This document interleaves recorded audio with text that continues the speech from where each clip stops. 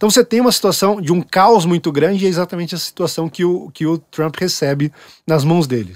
Infelizmente, em política, a gente tem essa característica. O cara não recebe um tabuleiro totalmente novo para iniciar a partida de xadrez do zero. Ele vai pegar as peças do jeito que estão lá. E as peças que foram legadas para o Trump foram as piores possíveis. O que ele fez? Ele reuniu uma equipe de especialistas, e aí contando muito com o intercâmbio de informações com o próprio Israel, então olhando ali para o Benjamin Netanyahu, que é um sujeito que combate o terrorismo e tem esse expertise, esse know-how de lidar com o mundo árabe de modo pragmático há muito tempo. Então eu te dei um livro de presente do Netanyahu falando Against Terrorism. Como combater o terrorismo, né? E é um livro excelente, que ele tem uma visão muito pragmática e que talvez surpreendesse aí até o Guga Chakra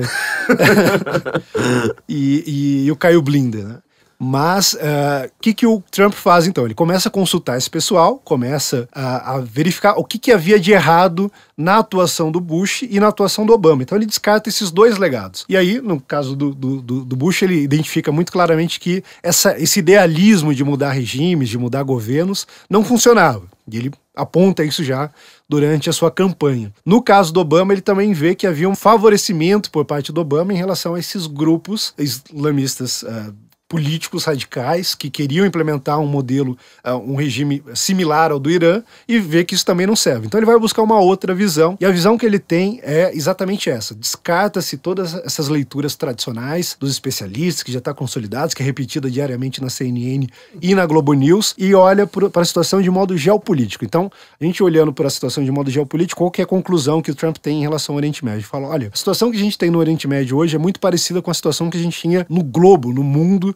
durante a Guerra Fria. A gente tem ali efetivamente uma disputa pela hegemonia regional, assim como a gente tinha uma disputa pela hegemonia mundial durante a Guerra Fria. Então, de algum modo, ele identifica ali uma mini Guerra Fria, essa disputa muito mais geopolítica, de natureza muito mais bélica, militar, política, do que religiosa, embora tenha, evidentemente, uma esfera, uma dimensão religiosa muito forte, e vê o que pode ser feito em relação a isso. Fala, olha, de um lado dessa disputa, a gente tem a Arábia Saudita, que bem ou mal é o nosso aliado.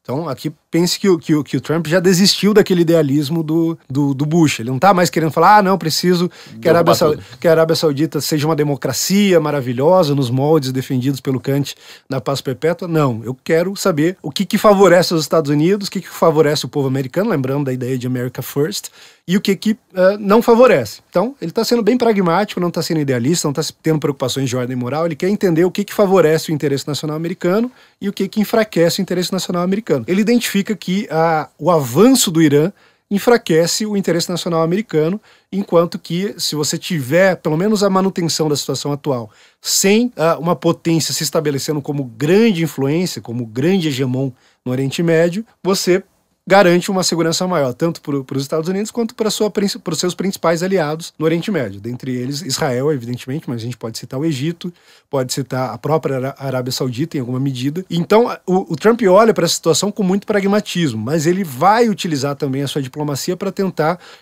dar contornos mais claros a isso. Vai utilizar a sua diplomacia, por exemplo, para tentar aproximar Israel da Arábia Saudita, aproximar o Egito da Arábia Saudita e também de Israel, fazendo ali uma nova jogada, digamos assim, de contenção ao Irã. Então, de novo, volta aqui ao cenário da Guerra Fria, segunda metade do século XX, que você tinha aquela política de contenção ao comunismo, e basicamente o que se tem agora é uma política de contenção ao Irã. E aqui, quando a gente pensa em Irã, evidentemente a gente pensa o avanço do Irã e de todos os seus aliados. Então a gente pensa, por exemplo, no Hamas, a gente pensa na própria Irmandade Muçulmana, que, como eu disse, não é xiita, mas é aliada do Irã e que tenta exportar o mesmo modelo. Então o Trump vai começar a fazer um cerco ali para fechar todos esses grupos, inclusive declarar a Irmandade Muçulmana um grupo terrorista, e dentro dessa movimentação, portanto, ele consegue algumas mudanças. E aí, uma delas, mais recentemente a gente viu no noticiário, que foi a abertura da Embaixada Americana em Jerusalém, com o apoio velado da Arábia Saudita, com o apoio velado do Egito, com o apoio velado de todos os aliados desses regimes tradicionais que se veem ameaçados pelo Irã. Por quê? A Arábia Saudita, por enquanto, não tem todos os mecanismos para fazer frente ao Irã, mas Israel tem.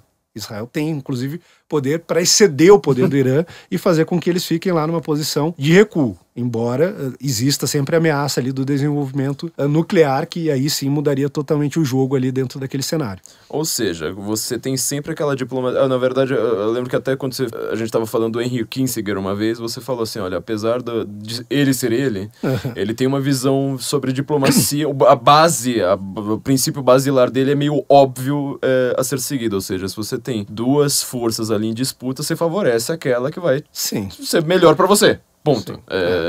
É quem você tem que apoiar, a não ser que você faça uma intervenção militar. É a visão que eu sempre comento com quem fala assim, mas os Estados Unidos apoiou a ditadura tal, apoiou a ditadura tal, apoiou a ditadura tal. Eu falo assim, tá, mas contra quem?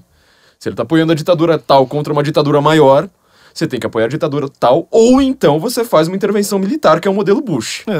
O Bush, ele foi justamente o cara que falou assim, não, eu não posso apoiar uma ditadura. Então eu vou lá, derrubo... O Trump age pautado por uma ética da responsabilidade. Ele está pensando ali nas consequências, no menos pior, fazendo um cálculo realista. O Bush já era um cara claramente idealista, ele levava em consideração esses valores. Não, os valores americanos são superiores, a gente precisa exportar esses valores, precisamos de mais democracias, precisamos de mais economias abertas, precisamos de mais direitos individuais sendo garantidos e defendidos por constituições, e a gente viu que não deu certo. Então esse idealismo dele falhou, e aí o Trump entra com essa outra visão, que pode não ser uma visão ideal, evidentemente não é uma visão idealista. Literalmente não é ideal, né? Bem o contrário.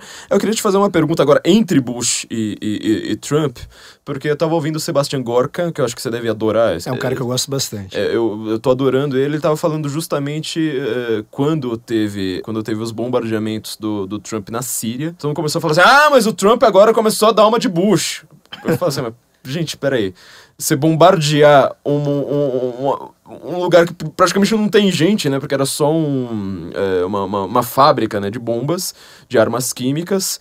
Não é a mesma coisa que você derrubar o regime, fazer uma guerra, caçar o Saddam Hussein até a última gota de sangue e tudo mais. E ele falou assim, o cara não é neoconservador, não adianta, você não bate. Só que ele falou uma coisa bastante curiosa, porque perguntaram pra ele, agora eu tô tentando até lembrar quem é que tava entrevistando ele.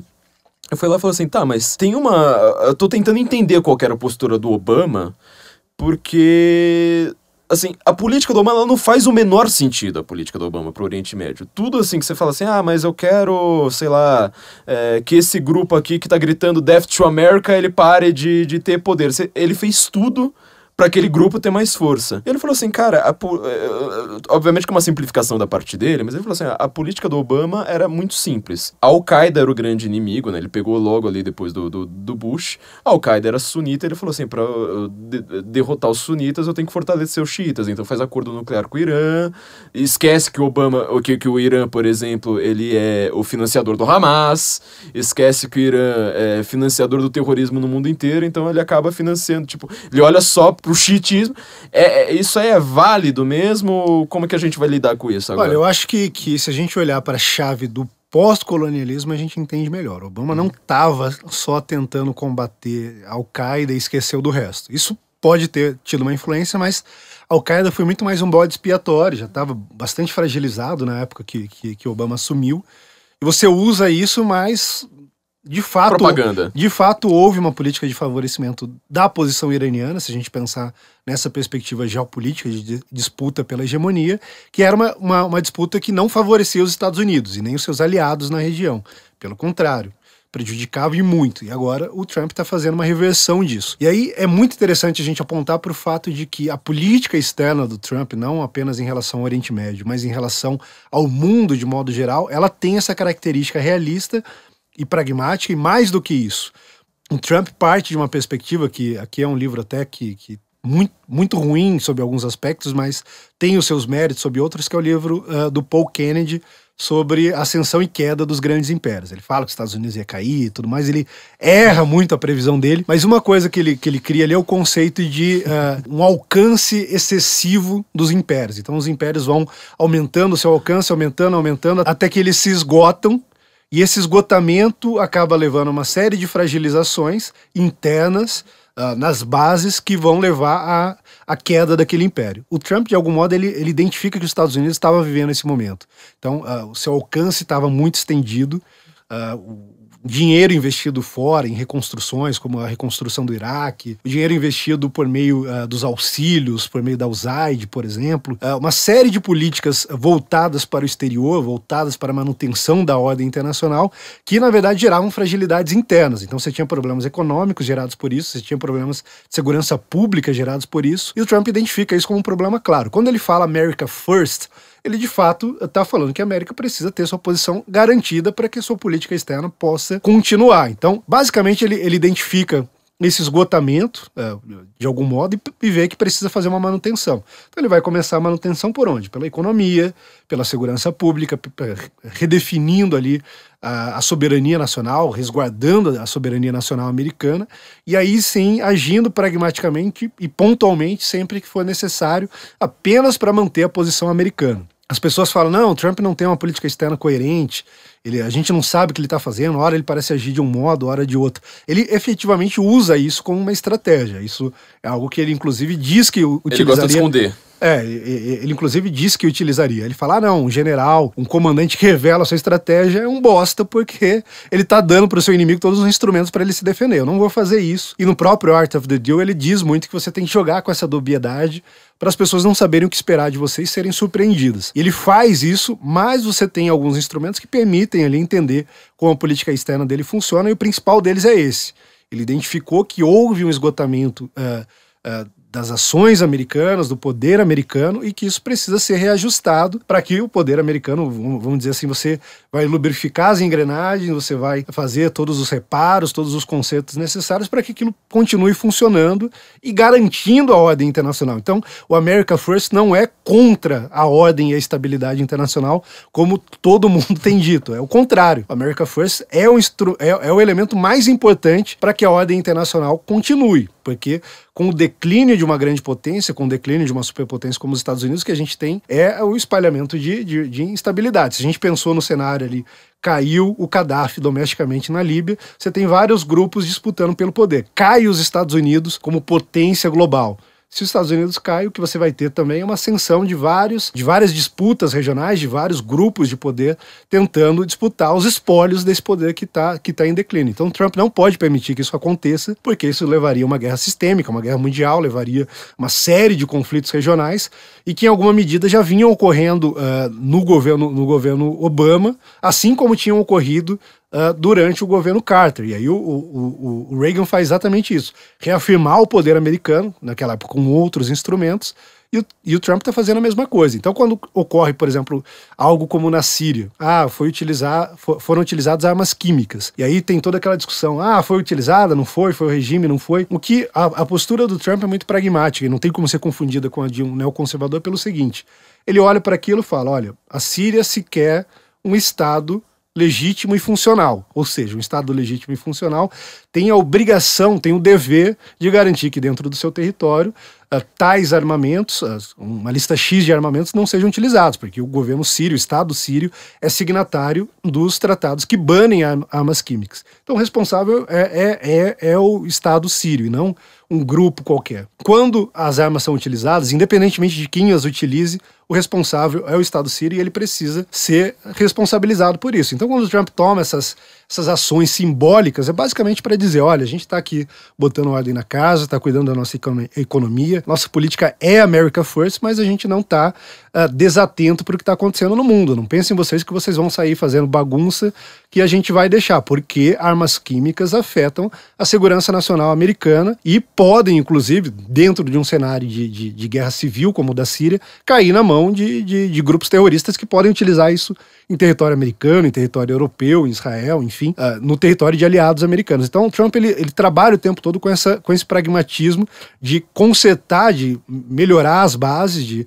ir lá nos pilares, nas estruturas, garantir que aquilo tá se sustentando, que aquilo tá em pé, e depois olhando para o mundo para tomar ações pontuais, como ele tomou no caso da Síria, como ele tem tomado em relação à própria Coreia do Norte, que não é uma grande preocupação dele, mas que se fez necessário que ele agisse, e agisse do modo como ele agiu, mostrando força, pontuando de modo muito claro quais eram as opções para a Coreia do Norte. E mostrando quem manda. No caso da Coreia do Norte foi muito muito claro isso. Exatamente. Né? E aí resolvendo todas as questões. Porque basicamente os problemas que estavam postos na mesa deles, mais importantes, pelo menos, era Irã, Coreia do Norte, em alguma medida, Cuba e Venezuela. Em relação a Cuba e Venezuela, você vê que ele ainda está buscando uma estratégia, dentre outras coisas, porque o Departamento de Estado americano negligencia a América Latina há muito tempo.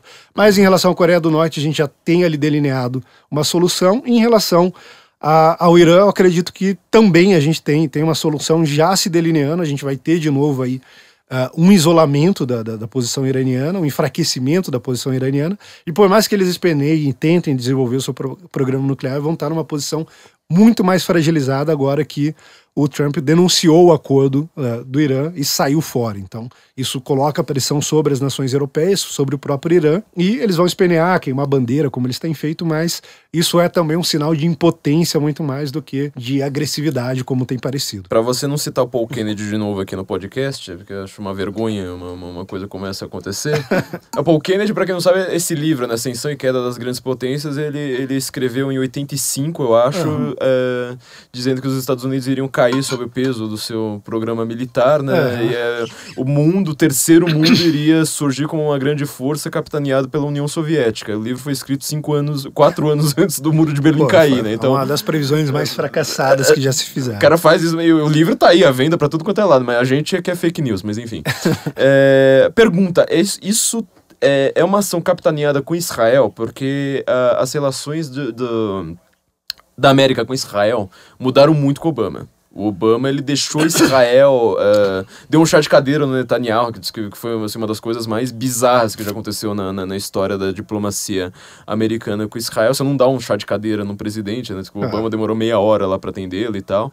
E agora você vê que o Netanyahu, ele é uma pessoa que ele consegue ser aliado do Putin, do Trump, e do Erdogan, e do Egito, e de todo mundo ao mesmo tempo. É uma ação capitaneada, aliás, orquestrada com Israel. E qual é o papel do Netanyahu nessa? O papel dele me parece bastante evidente. A posição de Israel é uma posição de luta pela própria sobrevivência. Quando você tem luta pela própria sobrevivência, você não está no momento de falar, eu vou espalhar a democracia, eu vou dizer como o liberalismo é lindo, vou falar sobre os benefícios do livre mercado. Não, eu vou me juntar com quem puder me ajudar a sobreviver. Que aparecer do meu lado. Em alguns momentos vou me aproximar desse, em outros momentos vou me aproximar daquele, garantindo a minha sobrevivência. É como uma pessoa que está em risco de vida faz. Ela vai recorrer ao que puder recorrer. E o Israel faz isso há muito tempo.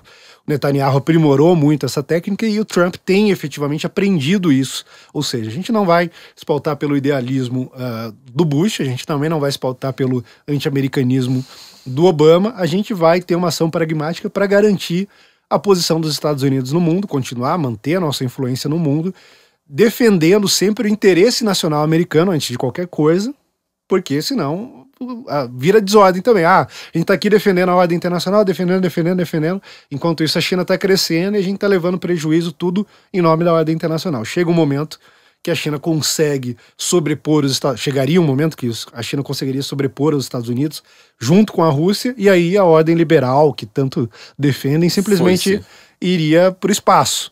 Então, basicamente, o que o Trump está fazendo é se aproximar de Israel, mas não apenas se aproximar, porque que a gente vê um processo até de aprendizado. Então, se o Netanyahu consegue manter, mesmo que uma shadow diplomacy com a Arábia Saudita, por que os Estados Unidos não pode, então, fazer isso com alguns países que pareciam inimigos, como a Coreia do Norte, para garantir uma posição, por exemplo, na Península da Coreia em relação à China. E ele vai fazendo isso em várias regiões do globo. No Oriente Médio talvez seja mais evidente, porque o Netanyahu já tem tudo mapeado ali, sabe quem é quem, e consegue, então, fazer isso de modo muito eficiente, tem feito isso de modo muito eficiente até aqui, mas permanece aí a grande questão de como essa disputa pela hegemonia regional entre Irã e Arábia Saudita vai ser efetivamente resolvida. Uma das opções que estão postas na mesa e que parece que o Departamento de Estado, junto com o Departamento de Defesa e a própria Casa Branca, tem analisado com muito cuidado é a possibilidade da criação do Kurdistão, de um Estado curdo, que entraria ali, então, em substituto como um Estado tampão, como um buffer state, que acalmaria um pouco as tensões entre Irã e Arábia Saudita, levaria um pouco mais de estabilidade para a região, criando ali uma situação um pouco mais favorável ao Ocidente. A grande dificuldade, o grande desafio em relação a isso é a Turquia, que não quer saber de Kurdistão nenhum, porque, afinal de contas, o sul da Turquia está cheio de curdos. Então, em alguma medida, pode ser que esse território comece a ser demandado por esse novo país. Mas é uma das opções que está posta na mesa. Uma outra opção é simplesmente adminar a posição iraniana, e o John Bolton, que é um dos conselheiros do Trump, um conselheiro recente, ele sim, um neocon, ele tem defendido a tese de uma mudança de regime no Irã. A gente teve um ensaio disso com aquelas manifestações que ocorreram, o Trump defendeu muito. Eu não sei se essa é uma opção que o Trump consideraria, ainda que a situação no Irã seja muito diferente da do Iraque e da Líbia, por exemplo. No Irã você não tem aquela fragmentação demográfica, por exemplo. Você tem uma população muito coesa, então é muito difícil você ter emergência de um conflito como aquele que surgiu no Iraque, como aquele que surgiu na Líbia, como aquele que está ocorrendo na Síria também. Mas eu não penso que ele vai efetivamente levar por esse lado, a não ser que isso ocorra espontaneamente por parte da população iraniana, o que hoje me parece improvável também.